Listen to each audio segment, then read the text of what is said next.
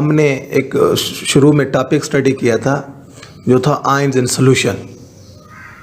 आप जानते हैं कि जब किसी इलेक्ट्रोलाइट को हम सॉल्वेंट में डिज़ोल्व करते हैं, it is dissociated into its ions. Cations बनते हैं और एनायन बनते हैं, और जो कंडक्टेंस है उस इलेक्ट्रोलाइट की वो डिपेंड करती है नंबर ऑफ आयंस पर और देयर मोबिलिटी।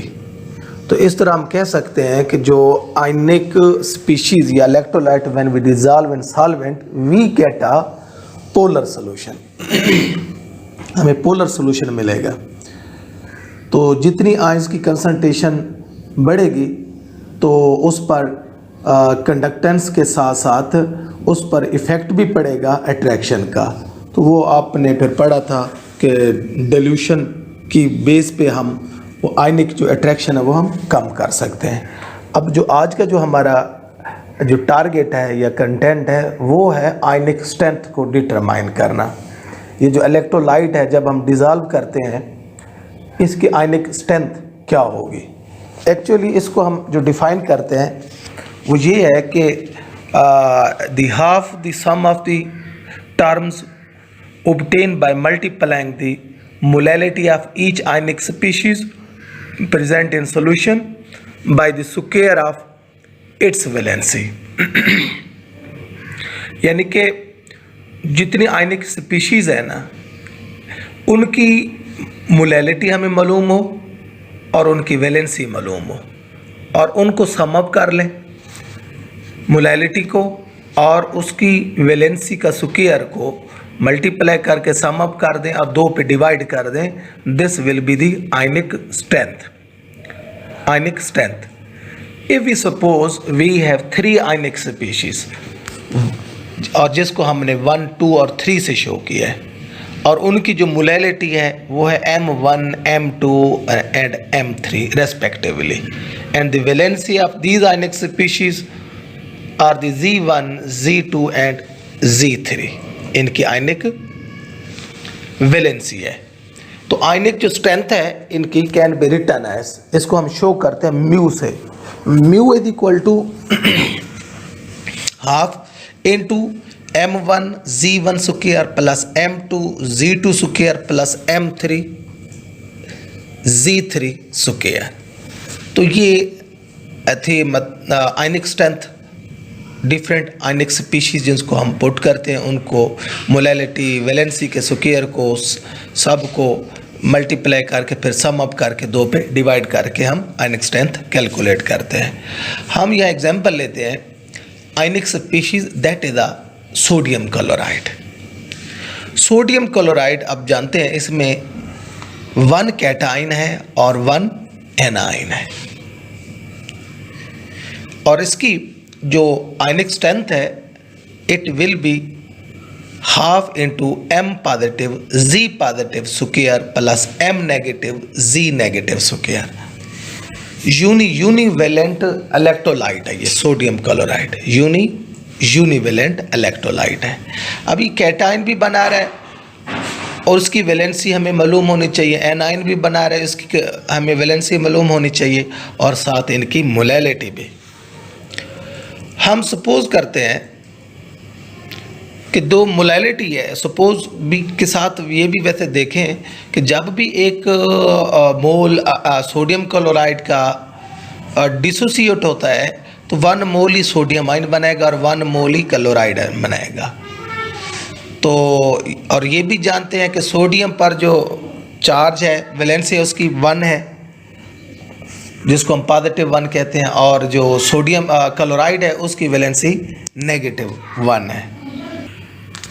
कैटायन की मोलैलिटी को हमने M पॉजिटिव शो कर दिया और एनायन की मोलैलिटी को नेगेटिव। तो अब अंडरस्टूड बात है कि दोनों मोलैलिटी सेम है और इन्हीं को हम सपोज करते हैं कि M positive is equal to M negative is equal to M।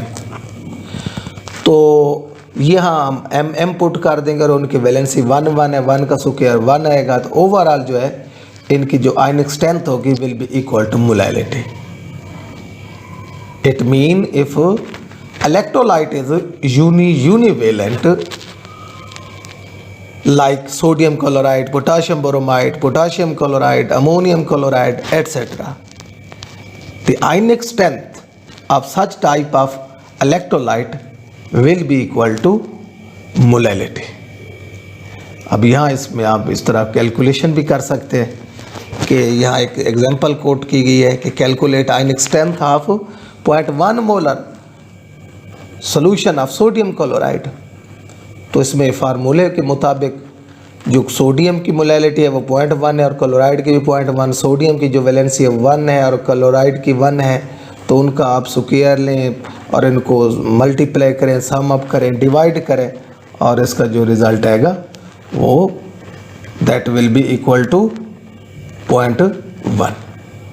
This was about all about the ionic strength of an electrolyte. तो इसी तरह अगर आप इलेक्ट्रोलाइट चेंज करते जाएंगे, यूनिवेलेंट की जगह कोई और ले लेते हैं, जिस तरह कैल्शियम क्लोराइड ले लें, तो वहाँ जो मोल चेंज होते जाएंगे तो उसके लिए आप कैलकुलेशन भी आपकी वेरी होंगी और आयनिक स्ट्रेंथ की वैल्यू डिफरेंट आएगी। और इसी के साथ है कंडक्टेंस मेजरमेंट। आप जानते हैं कि हम जब भी स्टडी करते हैं कंडक्टेंस मेजरमेंट में तो हम सॉल्यूशन या तो मोलर सॉल्यूशन बनाते हैं या फिर उसका ग्राम इक्विवेलेंट यूज़ करके नॉर्मल सॉल्यूशन बनाते हैं। तो अगर मोलर सॉल्यूशन बनाते हैं उसकी कंडक्टेंस मोलर कंडक्टेंस कहलाएगी, और अगर हम उसका नॉर्मल सॉल्यूशन लेते हैं तो उसकी जो कंडक्टेंस होगी वो इक्विवेलेंट कंडक्टेंस कहलाएगी। फॉर एग्जांपल अगर हम सोडियम कार्बोनेट लेते हैं, इसका 106 मैस यूज़ करते हैं तो मोलर कंडक्टेंस होगी, और अगर इसका इक्विवेलेंट वेट 53 यूज़ करते हैं तो that will be the equivalent conductance. Molar conductance हो या इक्विवेलेंट कंडक्टेंस मालूम करने के लिए हमारे पास एक सिंपल सेल है जिसका एरिया हमें मालूम है और जिसकी लेंथ मालूम है, और उस मोलर सॉल्यूशन को या जो हमारे पास नॉर्मल सॉल्यूशन है उसको इस सेल के अंदर प्लेस कर देते हैं और हम कैलकुलेट करते हैं इसकी resistance. You know about the relationship between conductance and resistance, this inverse relation. तो कंडक्टेंस को हम L से शो करते हैं और रेजिस्टेंस को R से, तो L is equal to 1/R। अब जानते हैं कि जो सॉल्यूशन की जो रेजिस्टेंस है it depend upon length and area. Resistance is proportional to length of the solution and inversely proportional to area of the solution. तो यह हम दोनों को पुट कर सकते हैं कि resistance is proportional to L/A। Proportionality sign को अगर रिमूव करें we can put here rho that is called resistivity. It mean resistance is equal to resistivity multiply length divided by area of the cell. If we suppose length of this cell is 1 and area is 1 meter square, तो then resistance will be equal to resistivity, या हम क्या इसको कहते हैं specific resistance भी कहते हैं। तो इसी तरह स्पेसिफिक रेजिस्टेंस है तो स्पेसिफिक कंडक्टेंस भी होती है, तो जो कि स्पेसिफिक रेजिस्टेंस का रेसिप्रोकल है। तो specific conductance that is denoted by K, this is equal to 1/ρ। और ये भी अब जानते हैं, या हम ये भी कह सकते हैं ρ इज इक्वल टू 1/K। और आप यहाँ वैल्यू पुट करें और जो put in 4 equation, the result resistance will be equal to 1/KL/A। या आप K को स्पेसिफिक कंडक्टेंस को ऊपर लें तो this will be equal to 1/R L/A। 1/R जो ये कंडक्टेंस है, तो कंडक्टिविटी या specific conductivity is equal to conductance multiply length of the solution and area of the solution. और यहाँ भी हम वही सपोज करते हैं if length is 1 metre and area is 1 metre square then the specific conductance will be equal to conductance. तो ये हम मालूम कर सकते हैं, लेकिन इसके लिए हम इंस्ट्रूमेंटेशन जो यूज़ करते हैं, जो हेल्प लेते हैं, वह है व्हीटस्टोन ब्रिज। व्हीटस्टोन ब्रिज ये डायग्राम पिक्चर जानते हैं और FSC के प्रैक्टिकल में भी आपने किया होगा इसकी अरेंजमेंट ये है कि इसकी अरेंजमेंट में एक रेजिस्टेंस बॉक्स होता है और एक जो है तार होती है, वायर होती है, जिसको हमने ए से बी तक शो किया है। फ्रॉम ए टू बी एक तार है जो यूज़ कर रहे हैं, और साथ गैल्वेनोमीटर है, और इसके लेफ़्ट साइड पे हमने जिस सॉल्यूशन की रेजिस्टेंस मालूम करनी है उसको हमने प्लेस कर दिया।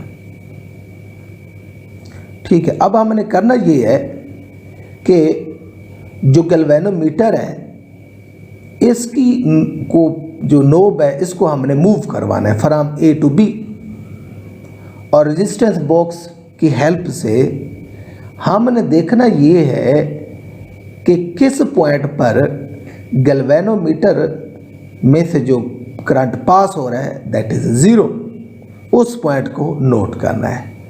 वी सपोज हियर कि एट पॉइंट एक्स, ये जो तार है ए बी, इसके एक्स पॉइंट पर गैल्वेनोमीटर जब स्लाइड करते करते यहाँ तक पहुँचता है तो इसमें से करंट जो पास होता है वो 0 है। तो इस पॉइंट को हमने नोट करना है, और उसके बाद करना ये है कि हमने लेंथ नोट कर लेनी है। फ्रॉम ए टू एक्स ये लेंथ कितनी है, and from X to B ये लेंथ कितनी है। और इसके अलावा रेजिस्टेंस बॉक्स की जो हमने रेजिस्टेंस यूज़ की वो हमें मालूम होनी चाहिए, और साथ जो सॉल्यूशन की रेजिस्टेंस है वो हम उसको पुट कर देते हैं। तो यहाँ इस फार्मूले की मदद से यानी कि R S over R is equal to distance A X divided by distance X B, तो जो आर एस जो रेजिस्टेंस ऑफ सॉल्यूशन है हम मालूम कर सकते हैं, क्योंकि ये तीनों पैरामीटर हमारे पास मौजूद हैं। डिस्टेंस ए एक्स भी हमारे पास है और डिस्टेंस एक्स बी भी हमारे पास है, and the resistance of the resistance box वो भी हमारे पास मौजूद है। We can calculate resistance of the solution by this formula. Thank you so much.